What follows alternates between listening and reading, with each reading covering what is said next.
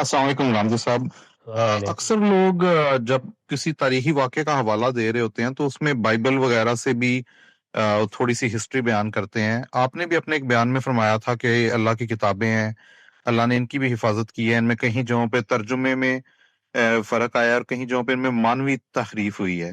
تو غامدی صاحب پھر اس کا مطلب ہے کہ پھر یہ کیوں نہیں ہے کہ مسلمان ان کی بھی تلاوت کریں، نماز میں ان کی بھی تھوڑی سی رکعت پڑھ لیں، تراویح میں اس کو پڑھیں، حفاظ ان کو بھی حفظ کریں، پھر ہم نے ان کو ٹوٹل چھوڑ کے صرف آخری کتاب کو کیوں اس میں بنا لیا اپنا ریفرنس پوائنٹ؟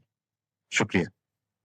یہ کتابیں اللہ تعالیٰ کی اپنی زبان میں نہیں رہی ہیں، اس وجہ سے اب ان کی تلاوت کے تو کوئی معنی نہیں۔ ان کو علم کے لیے پڑھا جاتا ہے اور وہ مسلمان ہمیشہ پڑھتے ہیں۔ ہمارے سرانے اسی طرح ہوتی ہیں جس طرح قرآن مجید ہے، ہم ان کی مراجعت کرتے ہیں، دیکھتے ہیں، ان سے استشہاد کرتے ہیں۔ مسلمانوں کے ہاں ان کے بڑے ماہرین پیدا ہوئے ہیں، امام ابن تیمیہ ہے، ابن حزم ہے، بہت جلیل القدر علماء جو بائبل پر یا بائبل میں جو الہامی کتابیں ہیں ان پر بڑی گہری نظر رکھتے تھے۔ ہمارے زمانے میں مولانا عنایت رسول ہیں، امام فرائی ہیں اور بہت سے لوگ ہیں۔ تو اس لیے جو اعتناء ان کے ساتھ برتنی چاہیے وہ مسلمان برت رہے ہیں۔ عام لوگ اس سے واقف نہیں ہیں، ان کا رویہ بھی ذرا مختلف ہوتا ہے۔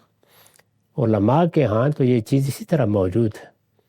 تو جو آپ چاہتے ہیں وہ حیثیت تو صرف کلام اللہ کو حاصل ہو سکتی ہے، وہ اس کے ترجمے کو حاصل نہیں ہو سکتی۔ آپ نے غور نہیں فرمایا، ہم اپنی نمازوں میں قرآن کا بھی ترجمہ نہیں پڑھتے، قرآن پڑھتے ہیں۔